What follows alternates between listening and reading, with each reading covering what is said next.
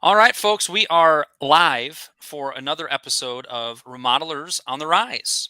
And I have I would say my good friend, but we don't know each other very well, but my new friend, David Gerstel. Gerstel, how did I do? Pronounce it for me again. Gerstel generally, yeah, Gerstel, yeah, Gerstel. yeah. And David is a longtime builder and is somebody I was showing him off my books. We got Nail Your Numbers, written by none other than David.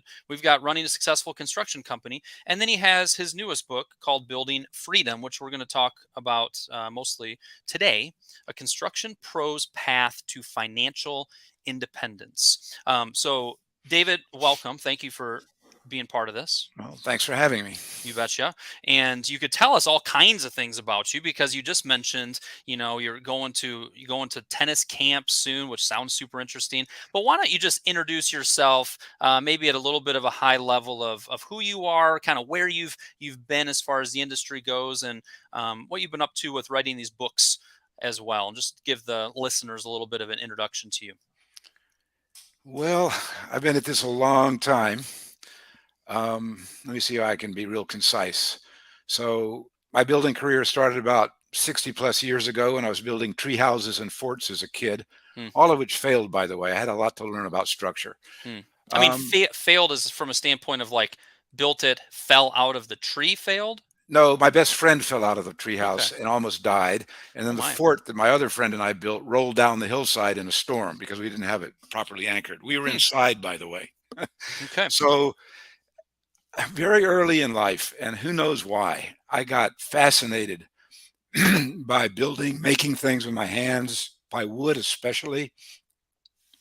I had a neighbor who had a beautiful shop where he made cedar chests, and he would have this little kid who lived next door over to help him out and sweep the shop. And I just, at a very early age, I developed a passion for writing. Hmm. Excuse me a second. No problem. We got a lot of pollen around here. In the sixth grade, I wrote a 50-page paper on the great buildings of the world. Hmm. That was required. It wasn't my idea. But that got me started as a writer, and the passion has just never died. I love to build. I love to write.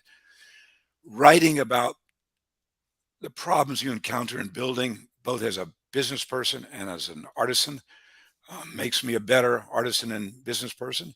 Hmm. And in acting out principles that I learned as a writer in the field makes me a better writer. Building and managing construction.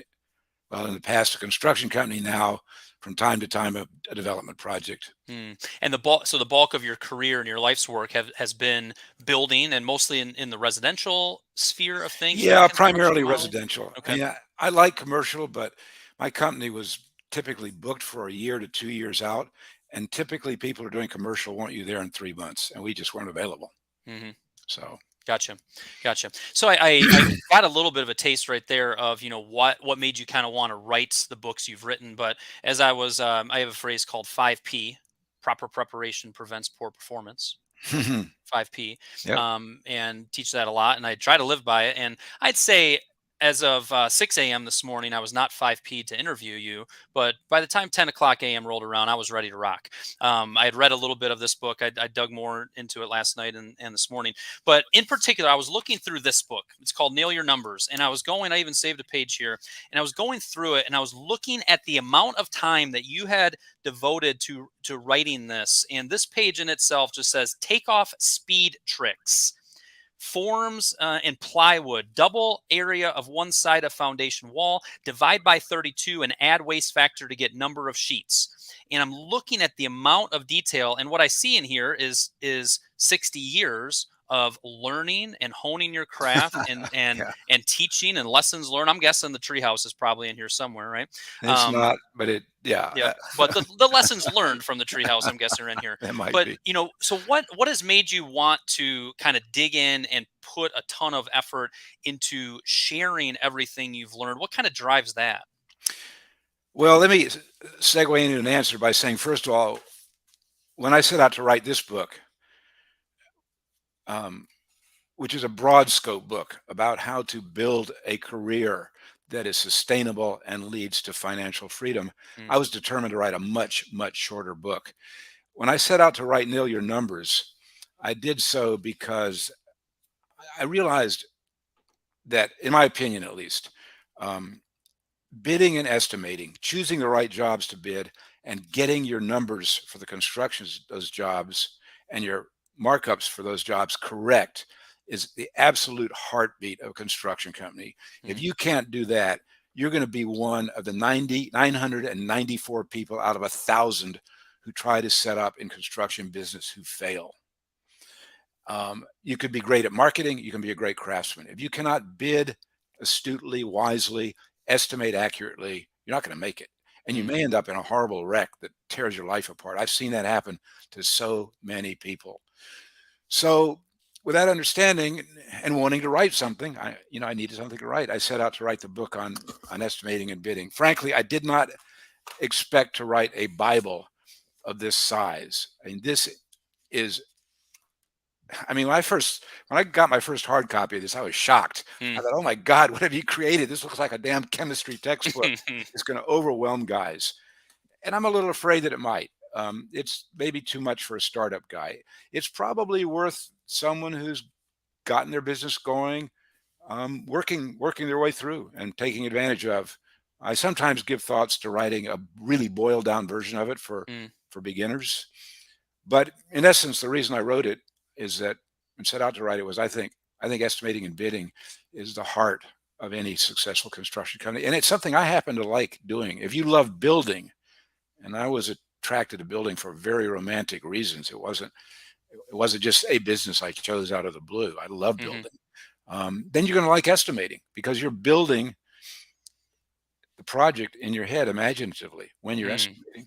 Now, yeah, and you may enjoy estimating. I see a lot of folks who don't enjoy the estimating. If you said, "All right, you've got all these different responsibilities as a remodeler, which one would you love to take off your plate?" Oh, estimating, sitting in front of that computer and Hmm. detailing the scope of work and this and Oh, that. It's hard interesting. work. I think one takeaway. I'm always looking for takeaways when I'm interviewing somebody, and something that I hope people really already resonate with is you can't just shove that off to the side. You're seen as a central tenant, as a huge factor in a successful remodeling business. Is you need to take bidding and estimating seriously. That is where a lot of your money is made or lost. That is where a lot of the streamline and efficiency of the production side happens. That seems to be something that you very clearly believe and teach. I would say two things about the guys who hate estimating. They probably don't hate bidding because that's linked to sales and marketing. They might like that. Hmm. But they may hate estimating. I would say there are two reasons why. A, they haven't put in the hard work of getting good at it. Mm, And secondly, because they haven't put in the hard work, they haven't learned how to get efficient at it. And it's going to take work.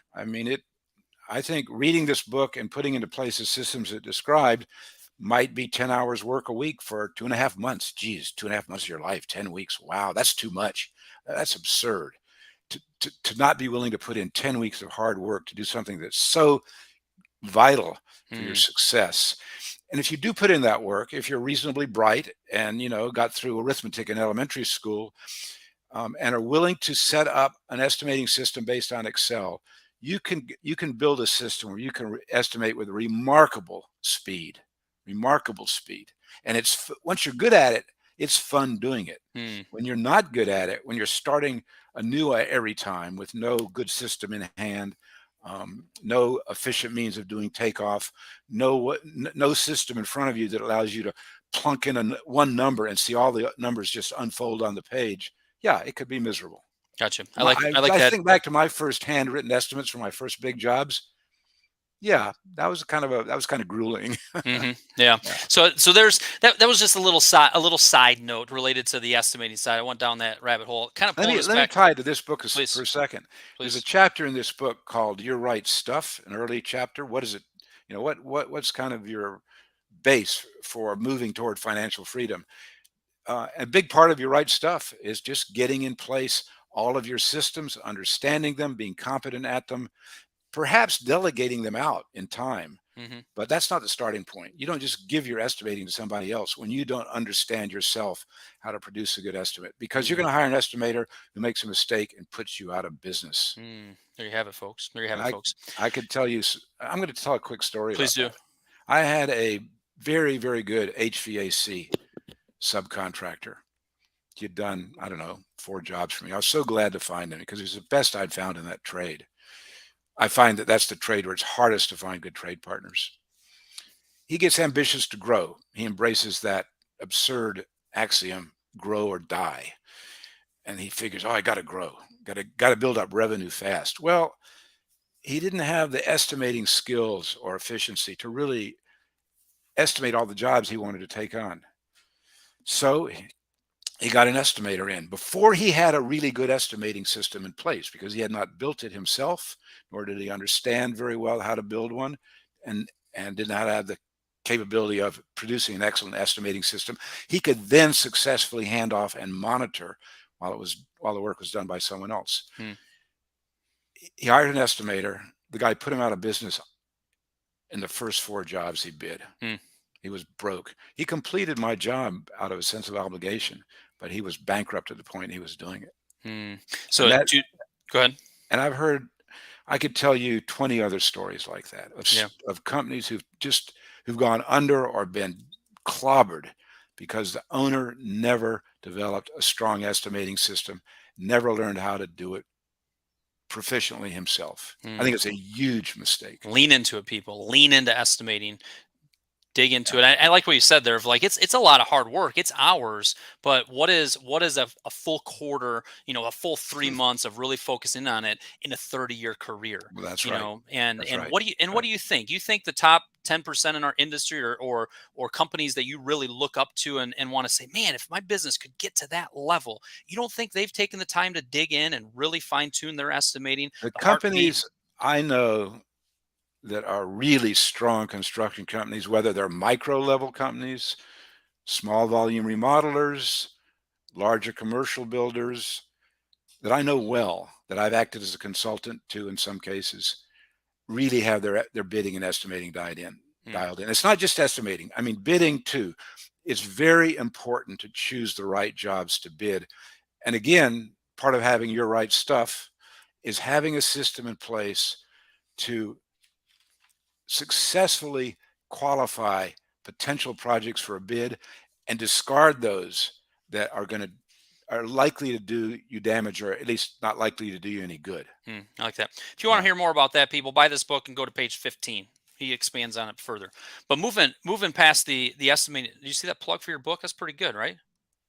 No, I wanted you to plug all 3 books. Well, I did. I've held them. I've held them up. I've talked about them. No, This you the know what? folk. I'm not being serious. I The, mean, I wanna let guys know this is out there yes, and because I gals. haven't started marketing at all, but, no, I don't wanna spend the podcast advertising Yes. Well, we'll my work it in a little little bit. little So, scribblings. financial independence, right? The subtitle of this building freedom is construction pros path to financial independence. And what does that mean? Let How do let we define it? let me get into that, A, with a personal note, B, with I'm just gonna read very briefly from the book. Sure.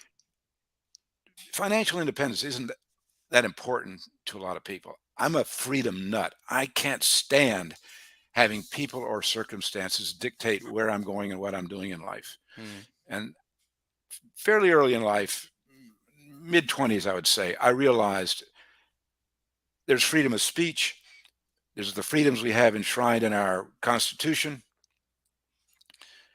in our American Constitution, but there's also financial freedom. And without financial freedom, those other freedoms are pretty hard to take a hold of. Mm. I mean, if you don't have financial freedom, you can easily find yourself in a place where you're scared to say what you have to say because there are going to be financial consequences that you can't handle. One of the wonderful things about being financially free is you're never intimidated by a client, because if he wants to try and get rough with you, you let him know, I'm going to beat the shit out of you and I've got the resources to do it. Mm. I've been in that boat 3 times and my clients backed off really fast. Mm. The only 3 bad clients I ever had, and they weren't bad, they just got out of line a little bit. Got it. But um, I want to add to that, there's a difference between money and wealth, and that's a difference that's often not noticed. You'll see somebody driving by in their new $80,000 pickup truck. Man, he must have a lot of money. He may or may not. He may have bought it on credit and be struggling to make the payment, but it certainly doesn't mean he has a lot of wealth. Wealth is what you build up that generates cash flow that supports your lifestyle and your enterprises. So let me read this little paragraph. Sure. This is the first paragraph in the book, in the prologue, which is titled Freedom, Oliver, and Max.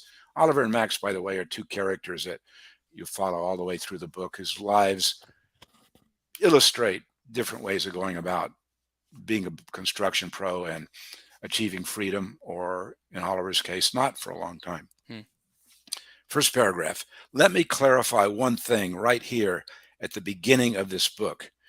Building financial freedom, as I understand it, not as everybody understands it, but as I understand it, is not about getting really rich. It is not about having far more wealth than you will ever need. Financial freedom is simply about getting past the point where you will have to work to pay your bills. Getting past the point where you have to work to pay your bills. I got past that point by my mid 30s. Um, I've gotten way, way past it now, probably to the point where I'm, at the point that I said you don't have to get to, Hmm. I wouldn't call myself really rich, but my wife and I live on about 5% of our annual investment earnings. Hmm. It's very nice to be in that position, because you realize, your investment earnings can get clobbered by economic downturns or horrible historical events. And if you've built up enough wealth, as opposed to just having a lot of money for a while, you can get through those downturns. See, now some people listening to this go, well, of course, you're a builder, but you probably made all that money by doing these books. Is that true? Yeah, that's so. But I what's wish. what's interesting? You're not saying that 5% thing. You're not saying the 30s thing. To boast. I'm not catching that vibe whatsoever. I'm But trying not.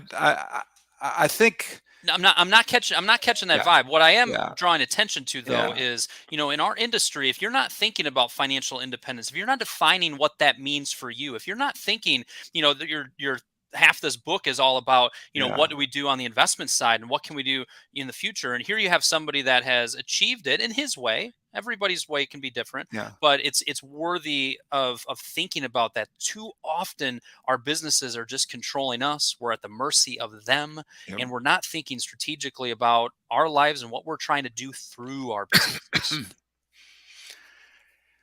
Yeah, I agree. I agree. By the way, I mean, my wife and I live modestly. You can see my little space behind me here. I always ran my construction company out of this corner of my house. I Hmm. saw no need to burden the company with the overhead of a fancy office somewhere with a conference room and et cetera, et cetera. Um, but we live in this lovely little cottage where we raised our kids, and been happy here since we bought it in I the like it. We 70s. got we I, got de- we I got a live definitely. we got a live comment from Jim McKenna. My grandfather's motto was, "Your independence is as long as your pocketbook." Hello, Jim. I like it. Yeah. Um, So what Jim, you're send just that to my website, would you, so I can copy it down and Yeah, that use sounds it good. sometime? So what you were just mentioning, and one of the chapters in the book that I kind of pulled a couple thoughts out of today, is what you just hinted on, which Yeah, was, this idea of, if you're going to move towards financial independence, what does it mean to kind of be lean and frugal? It seems to be something that you hold in pretty high regard, and frankly, it doesn't get talked about very often. So I want to share a few thoughts on that topic. okay, let me move into this a little slowly, get my thoughts a bit in order. Sure. First of all, I'd like to tell you that the, the chapter of the title changed. I originally had it titled Frugal, and my editor said, people equate frugal with stingy and so on. It's going to put them off. And I thought she had a point. To me, frugal means careful use of resources, but I added lean because that's a more appreciated word these days. Hmm. Let me get into the idea of frugality and lean by talking about overhead. Sure. And let me get into that by telling you a little story. I have a friend who's one of the most prominent remodeling cons- consultants in the country. She's retired now, but she has had countless clients and is just revered by her clients. And she's very smart. And she and I have some differences. And those differences surfaced during the writing of this book when I saw her commenting on the proper delegation of responsibility in a construction company. She suggested that there were four main responsibilities. I don't know if I can list them all here, but two of them, I think, um, sales and construction costs, she suggested should be the owner's responsibility. And then the project manager was to handle two other things. Okay. Now, what was real interesting to me about this was no one was delegated the job of monitoring overhead. Management of overhead is critical to business success. I'm not the only one who thinks that, by the way. That is a key theme of Warren Buffett's. When he looks at a company that he's going to acquire, he focuses primarily on two things: cash flow, free cash flow, as he calls it, and overhead management. Now, if you are if you look closely at your overhead, you may find that there's an enormous amount of outflow for things you don't really need or gestures you don't really need. Another construction consultant who I greatly admire, who works primarily with larger commercial companies, goes in to do a analysis of a company's operation, and he says what he finds is that 50% of the actions they take in their offices are unnecessary or wasted. That's Mm, a waste of time. It's a waste of money because people are being paid to do that. It's there's a tendency in our industry, especially at our level, where we're artisans to start with. We're not business people. We're a little. Our confidence about our business skills may be a little shaky. To just think, to every time we hear someone say you're supposed to do something, we do it. Oh, you have to have that software. You go buy it. You have to have a professional image. You buy an office space. It's much more than you need, mm, and you put a fancy conference room because you have to impress your clients. You you get a brand new truck when you don't need it, and take on a $700 or $800 a month payment because, well, you want to have a professional image and you mm, want people to know you're successful. Um, every time you enlarge your overhead, you lower the amount of money you have available for the kind of success that for investment in the vehicles that will bring you financial mm. independence. And when you say Okay, vehicles, you ain't talking about I'm F-150s. You're talking no, talking, no, I'm right? talking about bonds, stocks, real estate. Yeah. And also, you disenhance your competitive position. I'm going to use myself as an example. Um, the very same person that I was citing a minute ago, the woman who, forgot to assign anybody in the company the task of monitoring overhead, came to my office one day to help me out with a little accounting software issue I had, and she's just very curious to see what my numbers look like. So I said, "Okay, help yourself. I'm not going to pay you for this, but and I'm not going to ask you to pay me, but help yourself. Take a Hmm. look." And she was knocked out. My overhead was 1.5% of revenue. Mm, And she said, I didn't think it was possible to do it for less than 8%. And I see lots of people at 15 and 20. I said, well, there's a lot of waste going on in those companies, an incredible amount of waste. And here's the wonderful thing about having overhead so low.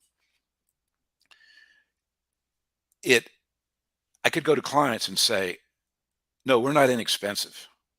You want to get an inexpensive contractor. You don't want us. And frankly, you don't want an inexpensive contractor. He's going to make your life miserable, but mm, you definitely don't want us. But we're also highly competitive. Um, we our markups are very competitive. Now, the interesting thing about our markups was that while they were very competitive, we were far more profitable than companies charging larger markups. Let me pull a couple of numbers out of the air for an example. Supposing my friend Paul goes in with his 35% markup on a kitchen remodel or addition. Um, let's say 35% gross profit margin uh, on such a project? Well, of that 35%, half is overhead for him because he's got high overhead. He's got the big conference room, the fancy Yep. office his wife and I waste 2 hours a day driving back and forth to, and so on. The flashy trucks. I don't have any of that. Um, so my gross profit margin might be, let's say, 25%. But of that, 23.5% is profit. Yeah. Paul's 16, 17% is profit. Yeah. So So the go I ahead. come out of each job with a lot more money available for what I consider the useful investments, which are A, in the people who work in my company, and B, in the investments which carry me toward financial freedom. Hmm. Overhead I, control is the source of, is the path toward financial freedom. Lean and frugal is the path toward financial freedom. Somebody said management of overhead is a key part of business success. Somebody else said we have a lot of overhead, Good and luck, buddy. ooh, there you have it. Right. It's harder, right? It's going to be harder. Now there's pros and It's cons, and more. there's It's more than it's going to be harder, Kyle. yeah. I don't want to mean. I worry. You know, I worry about younger guys I see riding high now, Hmm. um, because we have been in a construction boom like I have never seen before in my life. Mm, There's a tendency when you're in a boom like that to think, and you're young, to think this is the way it is. It's going to go on forever. I'm some sort of business genius. Look at this revenue pouring in. Look at these jobs pouring in. Look at people down on their hands and knees begging me to build their master bedrooms and bathrooms. yeah. Um, it's going to end. It could very well be starting to end right now. We'll see. Predicting Hmm. financial futures is kind of a fool's game, and I'm not going to do it. But there's real storm clouds on the horizon. And when recession comes to the economy at large, depression comes to construction. And what happens in a depression, in a construction depression recession, is that what looked like earlier look like assets. You know, all that fancy stuff you've got listed on your balance sheet with value, they turn in terms of their behavior into liabilities, not in the technical accounting sense, but in the way they behave. Suddenly, that truck, which looked like a big asset on the books, is draining away cash that's not flowing in from the other direction Mm, because you're having a really hard time getting work, and when you do, you're getting it at very anemic markups. yeah. So I So worry so I about guys who say we have a lot of overhead and think that's just fine. It yeah. isn't. It's Yeah. dangerous. Yeah, and I think the person there is kind of maybe listening to you going, is this wise? You mentioned several things there. One, we unpacked kind of this lean and frugal, which I think is a message that is good for all of us to be aware of and to evaluate, to pay attention to. If you can't tell me what your overhead expenses are for the whole year, it's hard maybe to forecast what your total sales are going to be. It might be hard to forecast your cost of goods sold, but don't tell me for a second that you can't put in front of me, here's what I'm planning to spend in overhead expenses. That is a number Yes. that we should be able Yep. to wrap our head around. You kind of Yep. highlighted of going, are you just kind of just going with the flow and this is what's expected? Or are you thinking about, again, back to the topic at hand, if we're running this business to move myself or my family or my goals towards financial independence, I need to look at all of the different costs involved in the business. Now, somebody said, I disagree with the notion that conference room and logoed vehicles are a waste of resources. Fair enough. But what my friend David's kind of hitting at is you better be challenging every single expense you have in your business, because for every $1,000 more you're spending, every $800 more you're spending, those are dollars that you can't put towards something else. You use an example in the book of another $800 a month equals $9,600 a year. What if you took that $9,600 a year and invested that? What is that going to turn into over the course of 20 or 25 years? In And 30 years, just be Kyle, realistic and say, is it worth spending the money on? Is the ROI making sense? Go ahead. is in I don't I think I've got the numbers right. That 10,000 bucks saved this year is $464,000 in 30 years Okay. invested in a index fund performing at historical rates. Let me respond to the Facebook user because I think he's made a useful point. First of all, you're absolutely right. It would be wrong to say absolutely a conference room and logoed vehicles are a waste of resources. What is valid to say is that um, you need to look closely at the cost of that conference room and the logoed vehicles and determine if they are returning more than they are costing you. Um, I have seen, I'll tell you one colorful case. There was an article some years back by a woman who was the founder of one of the biggest cons- construction consulting firms in the country. And she suggested a certain figure, certain amount of investment in marketing. The numbers within her own article demonstrated that the marketing that she was advising was going to return less in profit than it cost. Hmm. And I suspect that's true for a lot of investments builders make. They make them intuitively, instinctively, because someone told them that they should have, because they have a thinking error embedded in their brain from hearing that error uttered over and over by other people and by themselves, so it becomes embraced. Um, I think what's important is to look at is to have your overhead broken down in high detail and to look at every single cost annually at least and say, is this really returning more than it's costing me? Now that conference room is bringing in clients that are good clients that you would not otherwise get, or providing you with other functions. Fine. If it's sitting there empty 99% of the time, We should be thinking about questionable. that. As for So, the logoed pickup truck, yeah, quick go ahead. story. I got a buddy who builds um, huge estate homes, $20 million projects down in Silicon Valley. He's got a competitor who has 20 logoed pickup trucks. I think my friend has maybe one or two pickup trucks, Hmm. and he's got his logo on them. But mostly, he pays his workers, his staff, his to put his company logo on their trucks, which is a nice little benefit to them. And if things get really tight, he says, you know what? We got to cut our overhead. And this year we can't pay you to keep the logo on your truck. And you're welcome to take it off if you want to. Of course, they don't, because they want to see some work coming in so they keep their jobs. Mm. But they're two interesting. I mean, that's just the interesting little case about overhead control, Yeah, I and think. you're applying pressure against a topic that a lot of us, think haphazardly about or just fall into. Case in point, we did it with our eyes wide open. Of we moved back in the fall, but one thing that just struck me upside the face last weekend was, wow, I'm going to spend another $1,000 in mulch every year that I own this house compared to our previous house. Didn't have that one factored in. That one kind of snuck Mm. up on me. And in business, those Yeah. types of things of, well, I need to have an office, well, the pros and cons. So evaluate the pros and cons. If you can move towards financial independence, and there's going to be a balancing act of making sure we're holding our overhead costs in alignment.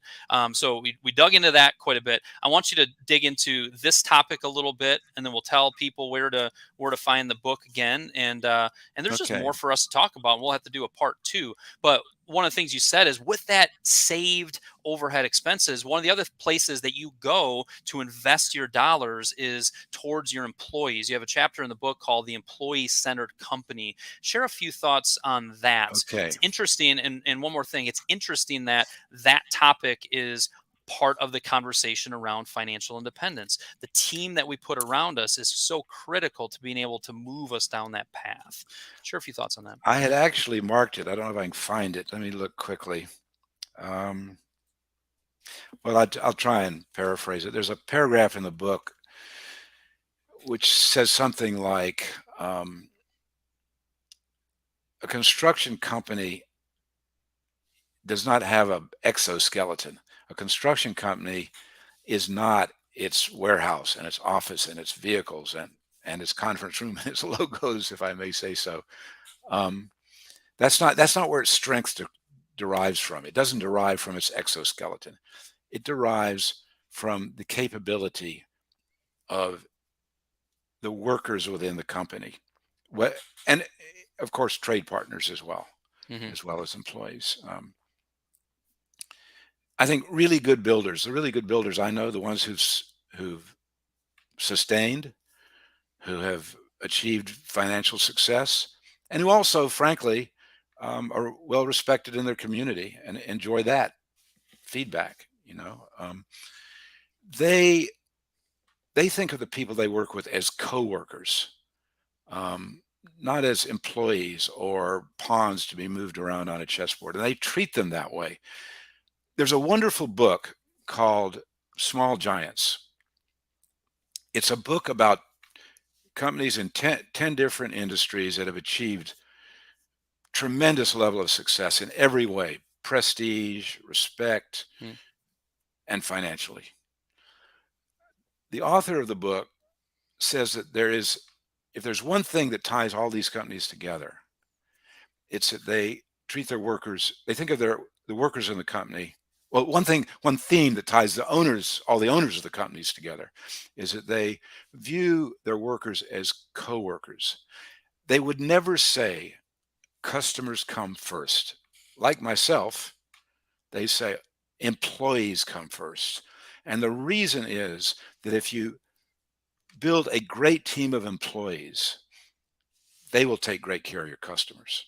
My customers love my employees. They Hmm. like them so much that their kids name their little stuffed animals and pets after my lead It's carpenters, pretty. as a It's matter of pretty. fact. That's a lot of love right there. But let me get to a few specifics about what it means to run an employee-centered company. A, it means you treat people with respect. There was a wonderful article in the Journal of Light Construction years ago when Sal Alfono was writing it about a survey the journal did. Um, what about your company matters most to you, employee? What about your company matters most to your employees, Mr. Employer? Employers put wages first, overwhelmingly put wages first. Workers put respect first. Now, that doesn't mean wages don't count, because Sure. good pay says to a person, I value you. It's part of respect. In particular, I think profit sharing is part of paying respect to your workers, particularly your senior people, the people who've stuck with you for, let's say, 5 years and are going to be with you for the duration. They have built that company with you. They merit profit sharing. It's a huge gesture of respect. It's fair. It's a key component of an employee-centered company, but so are small gestures of respect. Like knowing everybody's name and addressing them by name. I had a plumber once. He would talk to me. He said he'd gesture at his worker and say, "I'll have him do it." Mm. He wouldn't say, "Let me ask Bob to handle that." Completely different tone there. Yeah. And Um, level of respect. I know there was a legendary construction company in my area. Actually, the guy who ran it, David Rajan, is my primary mentor as a builder. His coworkers, his band of brothers that he worked with, 30 or 40 employees that were with him for years, loved this guy. He sold the company. He made a mistake. He sold it to the wrong guy. Um, and this younger guy who was gung ho to enlarge the company didn't even take the trouble to learn the name of new people he hired. Couldn't say hello to them when they were over at headquarters by name, and that enraged the senior employees. Their loyalty to the company just dissolved. Company went bankrupt, Mm. and Mm. that's part of the reason. So, respect for employees encompasses many things. In companies knowing their name, greeting them with respect, um, paying them well, sharing profit with them, granting them as much autonomy as you reasonably can. Instead of looking over their shoulders all the time. Um, eh, One of my favorite measures of being an employee, of having coworkers, Sure. is the 4-3 work week. I wrote about it early in my first book. It's caught on with a few builders, not many, but I thought um, that it was a huge expression of respect for my coworkers, or expression of respect for the fact they have lives outside the company.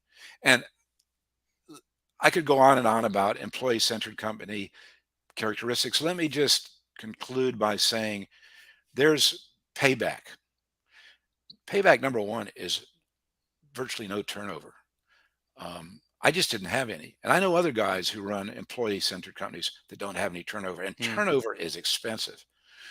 Payback number two is you get to hold on to more of your profit and use it for investment to become financially free, because turnover costs so darn much. Mm. Payoff number three Another payoff is emotional, really, and that is it's just wonderful to have people say our company and to have a feeling you got a band of brothers and sisters with you, that you don't have instead a group of people around you that you have to keep your eye on and manipulate and watch because you know they're going to give it everything they have. I like it. Yeah. So there you So, are. so David, I feel like we could talk for another hour. Unfortunately, I never have trouble talking too un- much. unfortunately, my schedule is dictating that we wrap this That's up. fine.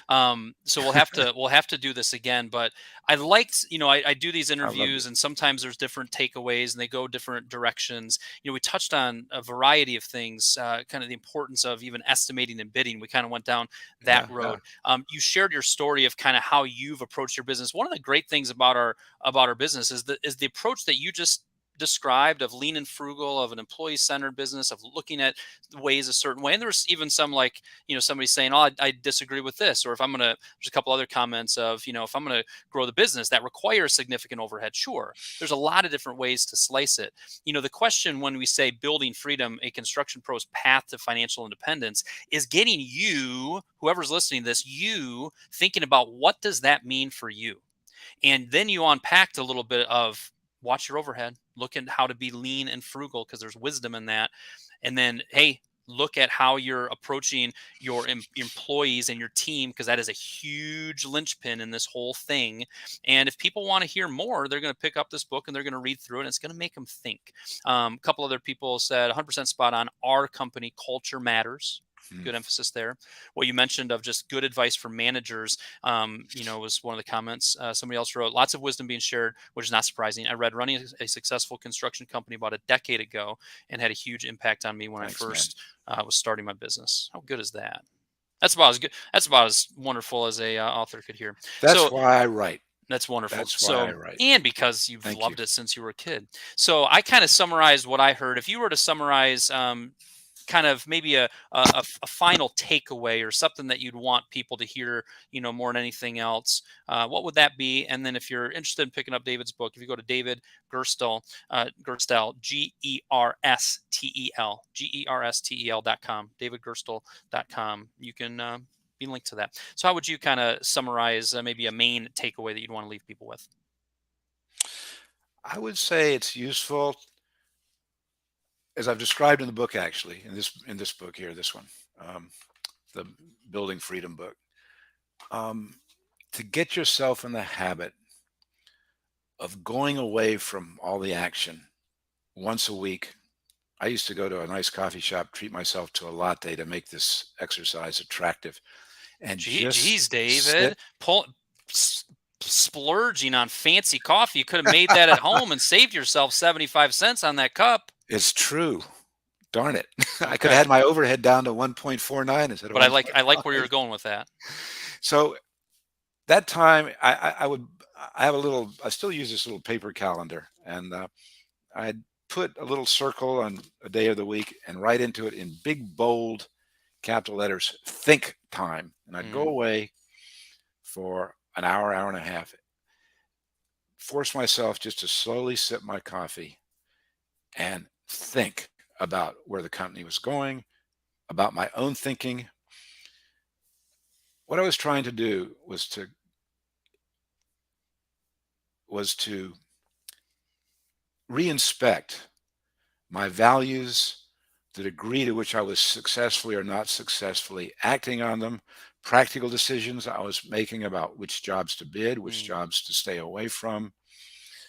Um, I think maybe a final sentence would be, just as you want to regularly inspect your overhead and look to make sure, as sure as you can, that the conference room, pickup truck, advertising, whatever it is that's building your overhead, is bringing you more than it's costing you, is a worthy exercise. It's equally a worthy exercise to do an accounting of your thinking mm, processes, to look at the assumptions you're making.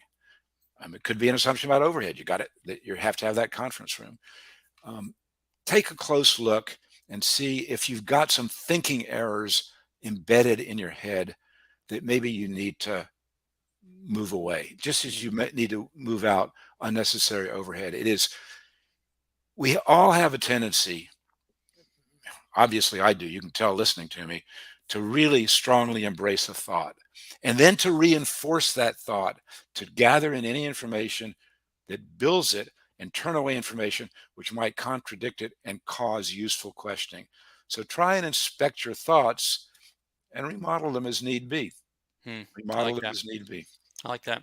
My business started as remodel your marketing. It's now remodelers on the rise, but you're hitting on remodel your Oh, thoughts. oh, oh, And cool. the thing that you just pulled on was, you know, pull yourself away from the action. I, I've noticed this over the last 6 months or so of the amount of time I have that my phone is not in front of me, that something's not, where I just am literally staring off and thinking Yeah. is so minimal. It's so minimal. You have to fight for that time. Yep. And it always rocks my world when I realize, wow, just 10 minutes, 15 minutes of just uninterrupted, clear thinking, how it changes how I'm thinking about what I'm doing or what I'm focused on or why are you doing Yep. that? Strategic time. Jim summarized it pretty good. He goes, "That coffee purchase had high ROI," and that's true. That's an excellent closing thought. David, appreciate your time. Appreciate the interview. Appreciate you sharing your wisdom, and appreciate you putting all the effort into writing these books. I think somebody else also wrote. That was one of the first books I read, also, which is very rewarding. So appreciate what you're doing, and we'll talk again soon, my This friend. is a great podcast, man. I love the way you've got it set up with a dual cameras, Yes, indeed. and your way of collaborating with the points your guest is making is very impressive. Appreciate that, and I'm handsome. Of course, and a great hat too. Remodelers on the Rise. Go to remodelersuntherise.com to find out more about what I do. Well, I have Excellent, David. looked. Thanks. I have looked. Thank you so much. We'll talk to you soon. Goodbye.